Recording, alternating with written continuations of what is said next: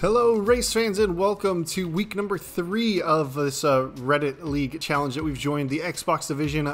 Race number 3, we are headed to the Red Bull Ring in Austria. We're going to go ahead and grab the softer compound allowance of tires because we're basically just going to try and do a one-stopper during the race here. And we're going to probably need a little bit of extra help during the qualifying. So we're just going to keep an extra set of soft tires. We don't need 2 sets of mediums to really run through. Right now we've got about 15 cars in the league. As of the time of recording this voiceover 2 days after the race happened, I actually had a few more people join, so the league is definitely filling out. I think there's going to be 18 people at the next race. But here we are getting out on the track for the start of our first flying lap. Trying to find ourselves some clear air. It looks like somebody's coming out of the pit. We're going to get to the left side of the track, try and open it up as much as possible. A little slow through T1, run a little bit wide on the exit there. Luckily, we don't pick up any track limits penalties. One thing with this Reddit League is we are on strict track limits warnings, so we definitely don't get a lot of extra runoff room. We are one of the first cars out on track here. We basically loaded our setup and tried to jump onto the track as quickly as possible to try and set a banker lap. That's why we were already purple in the first sector, and as we run through sector 2 and we cross that line, you'll see we set a purple sector 2 because, well, we're the only time set so far. But Austria, the Red Bull Ring, pretty simple circuit, only 10 corners over the course of it, and one of them is just a kink down the main straight. Turn 2 is that little left-hander coming up the hill after that right-hander of turn 1. So not a whole lot going on for this track, but definitely a different set of corners. You've got a couple of good high-speed corners, and then a couple of more low-speed corners. So there's kind of a variety going on all over this course. But initially we go in the 106s to set the first fast time, but then immediately get that overtaken by a fast 6 who goes into the 105s. That's kind of going to be where we're going to want to be. Nemesis down the low 105s, the 105.1. So let's get ready to pop back into the garage, slap on a new fresh set of tires, and head out for run number 2. There's about 6 minutes left in the session. We've fallen down to about P8 now at this point. Boomtech has been one of the fastest guys around the track so far. Typically has one of the best times overall, so we'll see what we can do. But look, turn 1 up almost 4/10 on the Delta. A much better run through there. We actually go purple in the first sector, which means we have the best time of the session so far, but bit of oversteer, a little bit of wheel spin coming out of the hairpin, and that's going to cost us time on that best lap. So we're still up about 4/10 over our previous best lap, but compared to the top times, it's definitely going to hurt. And then a little slow in the braking zone coming down the hill into turn 4 there. So a little bit scrappy on the lap. You see our Delta is just barely kicking around 2/10 because we had a little better run through the left-handers there. But we're gaining, but we're definitely still leaving time on the table. Kicking that fast downhill right-hander and then hard on the brakes for this next right-hander. Get on the throttle to rotate the car through that last corner. Pick up about 4/10. That's going to be a 106.0, but right now the best time is a 104.6. So we're still about a second and a half off of the absolute best time. But here we are. 27 seconds left in the session here, counting down as we get ready to start our third and final flying lap of the session. We've dropped down to P8 at the moment, so pretty much smack in the middle of the grid, essentially. We'll see if we can make some moves up here, running a little better. Not quite as good through T1 as our best run time, but we definitely have a couple of corners throughout that we can make up some time, namely T3 here. Good on the brakes, pretty good on the throttle there. We picked up about a 0.5 there, but really where we lost a lot of time on our best lap was down here in turn 4. So this is going to be an opportunity for us to really get the nose in, get the car rotated, and pick up a good chunk of time. Yes, there we go. Almost 4/10 up already. Now we just need to keep the car nice and steady, a little wide out of the first turn left there, but we managed to not lose too much time. And let's get a good little sprint down this back straight. About 3/10 up right now.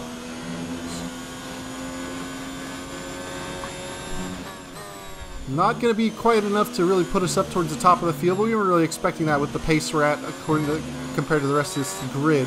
But we cross the line at 105.8. We go into the 105s and jump ourselves back up to P9 as we've fallen back to about P10, I believe. But so we're only about a second off of the pace compared to the absolute top guys. We're in that nice little bracket where, you know, the bottom of the points, to get into the points, a lot of people running very similar times there. Now, unfortunately, no commentators, nobody talking at the beginning. We basically get the little F1 Sting logo and then jump into the grid and get ready to load our car up with fuel.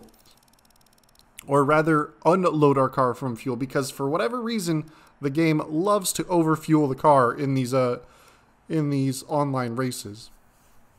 And we really don't need an extra, like, 4 laps of fuel. So we've turned that all the way down, pretty much emptied it out to 36 flat. We'll have to do some fuel saving throughout the race, but we kind of keep our one-stop soft on the medium strategy that we've decided. But here we are, 5 red lights up, and away we go. And Dayman had a bit of a bad connection. You see him kind of lagging back and forth, really terrifying, and he just absolutely sends it into turn 1, collects a couple of cars. We barely avoid getting collected into turn 1. Somehow we're alive. Povey comes on the track, we have to dodge him, but somehow we managed to sneak our way through turn 1's mess. But enough wreckage going on that the safety car is already coming out. We've gained 1 position though, up to P8. So here we are, jumping ahead to the tail end of lap 3. Safety car is coming in this lap. And for some reason, the leader just really checked up coming into a straight there. And we get on the race and have a teeny little tap with Nick in front of us. Massive frame drops here. I'm sorry, as we get ready to restart. It cleans up in just a second as we get ready to get racing. But we've picked up a 5-second penalty for our little bit of contact with Nick there. So under the safety car, touching another car, big problem. So we're going to have to serve that 5 seconds at our next pit stop. But here we are crossing the line, getting racing again. Okay, clear gap to teammate behind is 2.6 and let's see if we can start making up some ground. Now, normally DRS would be enabled by lap 3 here, but because we're under the safety car, resets that timer. We have to go another 3 laps before the DRS is enabled. Now, guys are slow coming out of T3. We get a pretty good run down the hill at Habfan Nick there. So we're going down the inside, well clear of him on the traction. Now we're going to try and spot our brake marker, but our brake marker is gone. Somebody crunched the 100-meter board, and I didn't realize it until too late. So I'm way late on the brakes. Just made the recognition that white board was the 50-meter board and not the 100-meter board way too late. And that sent me straight on into the gravel trap. Luckily, we didn't collect anyone else. Just a kind of a dumb mistake early on. That's going to do some damage to the tires as well, rumbling through the gravel. So we try and make our way back up, but then K3 is off. Dayman apparently crashing, but not crashing. We're just having to dodge his glitchy car all over the place. But a lot of cars slow coming through Sector 3 there, and we're able to get back up to 10th already.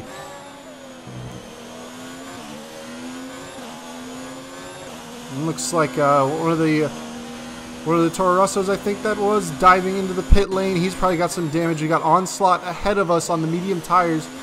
We got to try and make up some ground as quick as we can to try and close up to this gap and see if we can start clawing our way up the points. I mean, there's a bit of a train close together.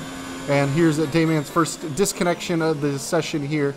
Luckily, since he was already in the race, he's got the AI kind of takes over Dayman bot, and that ghosts his car, so there's no collisions with him. So now we're trying to learn our new braking point here into turn 4. Not having that 100-meter board that I had spent so much time practicing to pay attention to really hampered my ability to be quick through that section. So definitely had to make some adjustments and find a new way through there. But we're about 3.3 seconds back of Onslaught in front of us. We're definitely a little bit, I think, quicker than him on pace overall. In the practice sessions, that sort of thing, we should be able to close up on him. But at this point, we'll have to see what our tires can do and how well we can drive, because that little trip through the gravel wasn't great for him. And they got a little cold through the safety car time, in spite of, you know, the amount of weaving I was trying to do. The safety car was just going so slow around the track that I really was having trouble keeping the tires up to temperature. And so that definitely hurt them on the restart as well. And already the car is just feeling pretty dismal grip-wise. You see some big wheel spin out of turn 3 there, even though we weren't really hard on the throttle. But we're starting to catch up on Slot a little bit here. Just got to try and keep clean, try and find the good braking point into turn 4 here, and see if we can stretch. It's going to be tough with that trip through the gravel and then the problems with the tires throughout the safety car session. It's going to be hard to get these soft tires, I think, all the way to lap 14 to make the one stopper work. You can already see, taking a look at the tire wear already in the 30% kind of range, because the tires were already feeling just absolutely awful. Normally in like my practice runs and that sort of thing, by lap 6 they were only in about the low mid 20s in wear, but here they're already ticking over 30%. So something's definitely done them wrong, and the car balance just was not feeling good at all. It was really struggling. A lot of understeer going through the entry of corners, a lot of wheel spin and slippage on the exit of corners here, and here we are coming out. You see the back end just goes way around. We managed to keep the car out of the wall, but you see, not even on the throttle, on the back end, once it gets loosened, it just slips and slips and slips, and we go all the way around. Even though there's only about 30% worth of damage, but big overheat on that left rear tire, 105 degrees Celsius now, running at optimal temperatures. You don't want to get it up over about 98. So we're just kind of tiptoeing through a couple of these corners, because when those are overheated, there's no grip. But after a couple of laps of the tires feeling awful, and then that spin, I decided just right there, that's it. It's time to get off of these soft tires. It's time to make the decision, not push any further than we have to on worn tires. We're going to go on to the mediums. I was taking a little peek there in the multifunction display there, the MFD, to see soft tire wise if I still had fresh set. I did, because I only ran 3 runs in qualifying. Also, it looks like somebody mashed out the pit limiter board, so we were kind of being timid coming into there. But now we get to pull in, serve our 5-second penalty as these guys wait. They're not allowed to touch the car until those 5 seconds are up, and then we're going to get the new tires on.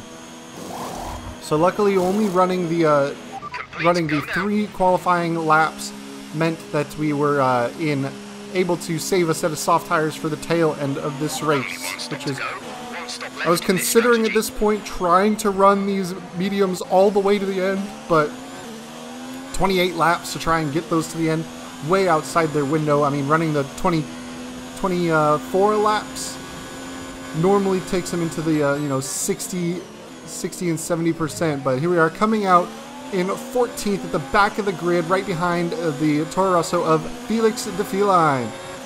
We're trying to look, see if we can make a move on him. Not quite close enough. We're just going to try and keep it safe. He's got a bit of a lockup into turn 4 there. We should be able to attack him pretty soon. Now, right now, we are fairly well fueled for this portion of the race, but we are chewing through the fuel a little bit. We do still need to do a bit more fuel save. We saved a fair bit under the safety car, but not enough to get us all the way to the end of the race without some time in the lean fuel mixture. And I would say at this point for me, the benefits of underfueling the car and having that lighter weight early on, and then running in leaner fuel mixtures to kind of make up that gap, is much more beneficial than running heavier fuel and not having to worry about going down the lean fuel mixture. Because there are plenty of points at pretty much any track that you lose almost no time running in the lean fuel mixture, and the tail end of Sector 2 and the start of Sector 3 is that for this track. So here we are sending it deep on the DRS around the outside of Felix to take that position away from him. We're back up to 13th. We got NGP. We'll see where he's at the next split. He's another quick guy, but he was caught up in that first lap incident. I believe he had to pit for a new front wing in that situation. He's on probably some new tires, so we may not be able to catch him up as much, but we'll see what the splits are when we cross this Sector 2 line. Our gap to the car in front is 11.4 seconds, and we're running our best lap was a 1:09.6 at the time, but jumping ahead, lap 15 of 36, getting close to the midway point. Our teammate, AWD, dove into the pit lane to grab the set of hard tires. That's where we jumped him. A new strategy, and we are going to jump NGP Racer as he's in the pit lane as well. That moves us up to 11th. We're leading our And Jeff is calling for a new strategy, so potential new strategy. And yes, we are going to be going on to the soft tire at the end. We are going to be able to push it all the way to lap 24 is where we're going to run these medium tires to. So that's going to give us 12 laps on the soft tires at the end. Should have a much better heat cycle to them, as we're not carrying nearly as much fuel as we are at the start of the race there. But next in our sights is Dayman 0000, 4 zeros, not sure why. But he's been kind of in and out of the session. His internet's been up and down. Luckily for him, unlike me, where my internet was totally down and did not allow me to rejoin the Canadian GP last week, he's been able to get in a bit here and there. But we're about 5.7 seconds back of him. Just kind of checking the tire wear. Pretty healthy boots at this point. We just need to avoid any kind of track limits warnings there. And you see we've been making some adjustments to the differential. Adjustments to the differential. Through turns 1 and 3, the car behaves very well by opening up the differential, letting those tires really kind of rotate at different speeds, especially out of the hairpin. Gives us good traction on the brakes. Back end's a little slippy there on braking, but then when we get to the tail end, we kind of crank it back up, and that allows us to kind of get the back end stepping out. But here we are, Dayman caught him up on lap 18 here. DRS open, but you see he's not in there, so his car's ghosted. We don't have to worry about trying to overtake it. We just have to go straight through that AI. I believe the game is set in these sessions to the car AI difficulty is about 90 if you're disconnected. So it's not not a low difficulty, but definitely a bit slower than what the real life. Well, most of us are driving real life wise. But here we are jumping up ahead. Lap 22, we're P10. You see NGP Racers really kind of reeling us in. Onslaught has a little bit of an adventure coming through T1. That gives us P9, and K3 is next on the course. P8, but he's on the hard tires, and he's about 7.5 seconds up the road. Now, NGP's just been carrying a lot more pace than us throughout the race, so we're not really going to fight him too much if he goes for an overtake. Now, we aren't going to compromise any of our lines, especially into Sector 3 here, where it's really kind of single file. So even though he's kind of caught us here, we are going to hold him up a little bit, not intentionally, but we're just going to run our lines. Now, one little quirk of the setup that I came up with for this track that I particularly liked, and one of the reasons why I say I crank the differential up in this tail section, is in these mid to high speed corners, those two left-handers and then also the final right-hander down the hill. I got the car very nicely balanced in the high speed corners, where you can really use the throttle to rotate the back end of the car. Now, normally if I'm just turning into that final corner, it kind of pushes out onto that outside curbing, but if I get it on the throttle early, it actually helps rotate the back end of the car and bring that in, and I'm actually able to carry more speed through the corner and tighten the line at the same time. And same thing with those two left-handers in Sector 2 here. Now, I was going to plan to stay to the outside to let him go to the inside, but as I kind of carried speed through the little left-hand kink, he kind of positioned himself on the outside, so we go to the inside, get on the brakes a little bit earlier to allow him a pretty clean pass through. Like I said, not trying to hold him up, and we're going to go ahead and utilize the DRS a little bit here to carry a little bit of extra speed through these corners, stay with him for a little while, and maybe even conserve a little bit of fuel down the straight, since if we keep it turned up right now, the DRS is powerful enough that it will probably make us re-attack him. But if you look at the split times there, we're about 1.1 seconds off of our best lap overall, so we are starting to feel a little bit of tire wear. Obviously, lap 24 is our pit window, so we only have another lap to go on these medium tires before it's time to jump in and grab a fresh set of boots. But we're staying with him in the DRS zone, catching some slipstream here. Push now. But not quite enough to really... Ooh, he's very early on the brakes there. We lock up all four, trying not to go into the back of him. He was very slow into the entry there. Really caught me by surprise. But luckily we were able to avoid an incident with him. And keep the front wing clean, not crunch him out. But yeah, he was definitely a little short on the brake zone there. Definitely caught me off guard.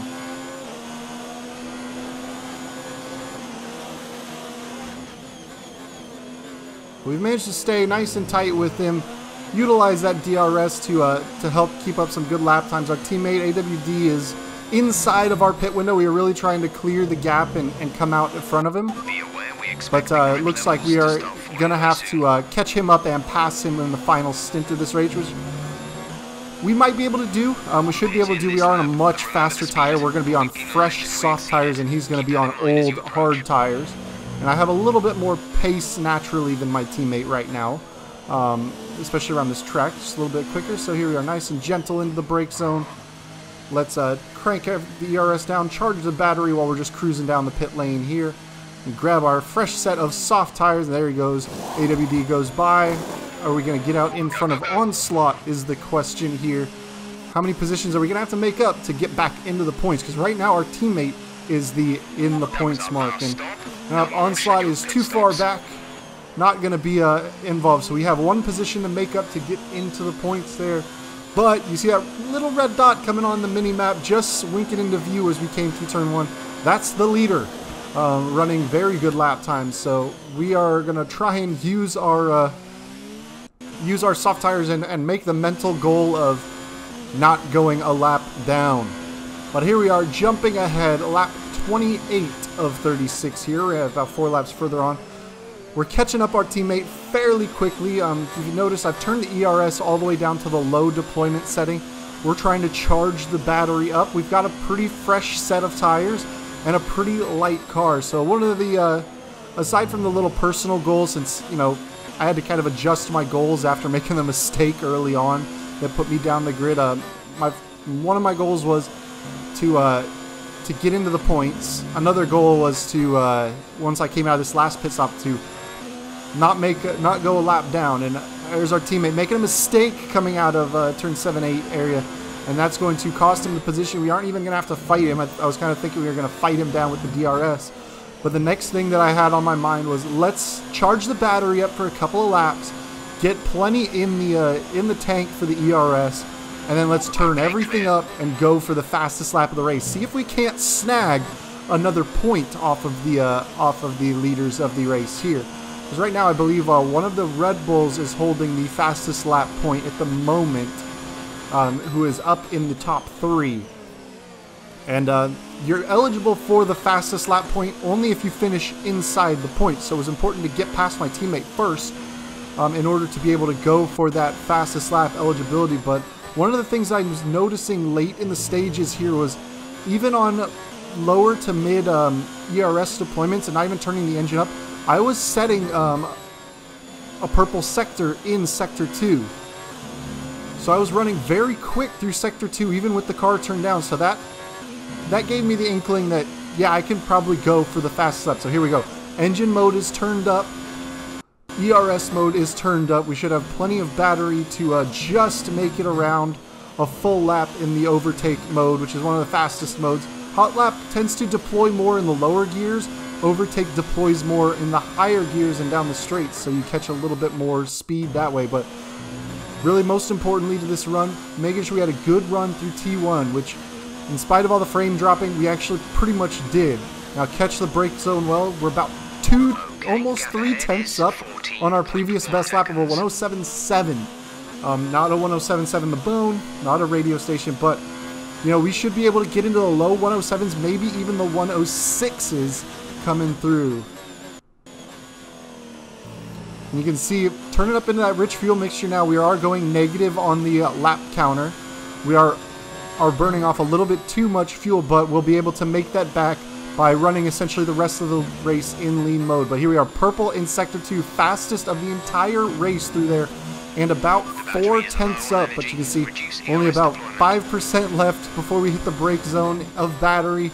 Just kind of flirting with running out of the ERS deployment. Can we make it across the line in time? And there we go, a 107.1 to snag the fastest lap. And now looking ahead, we crossed the line. We are about 12 seconds back of NGP with only about 5 laps left to go. So not really going to make up that gap over the rest of this race. So this point is just kind of cruising, staying in front of our teammate. We'll see what he is behind. 14 seconds as we get ready to start our final lap of the race.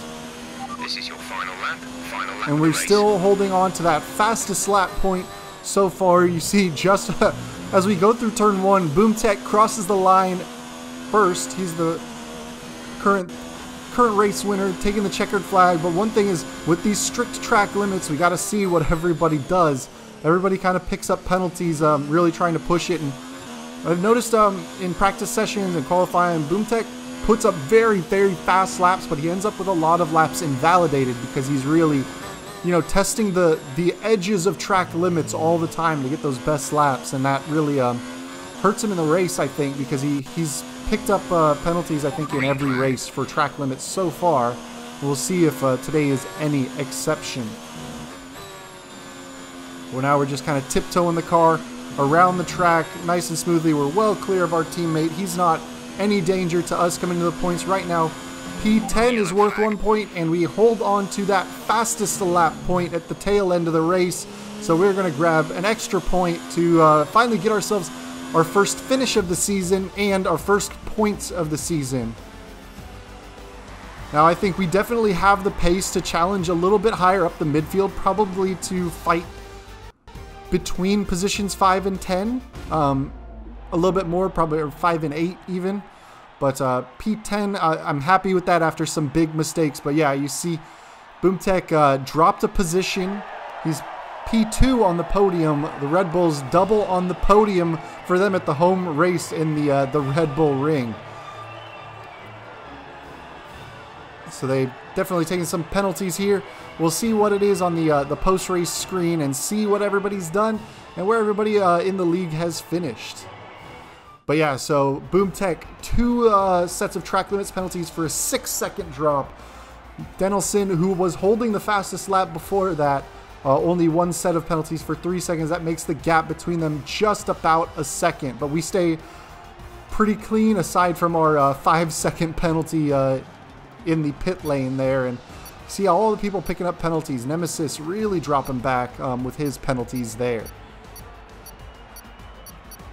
But a P10 over the course of this race cannot complain as we're dropped back to the lobby for just kind of wrapping up the race. So a pretty decent recovery drive after some really, you know, foolish mistakes early on. I think I could have challenged much higher up the board if I didn't make that mistake by missing the brake board that somebody just absolutely nuked.